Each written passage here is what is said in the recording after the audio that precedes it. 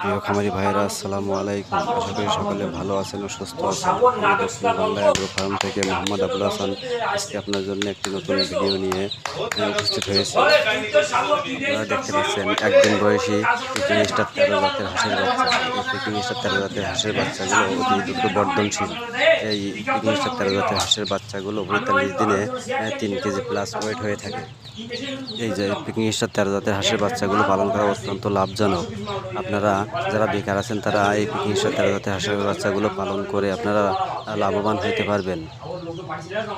আমরা আমাদের খামার থেকে এই পিকিং স্টার 13 জাতের বাচ্চাগুলো আমরা পাইকারি রেটে সেল দিয়ে থাকি। আমরা পুরো বাংলাদেশে পরিবহনের মাধ্যমে বাচ্চাগুলো ডেলিভারি করে থাকি।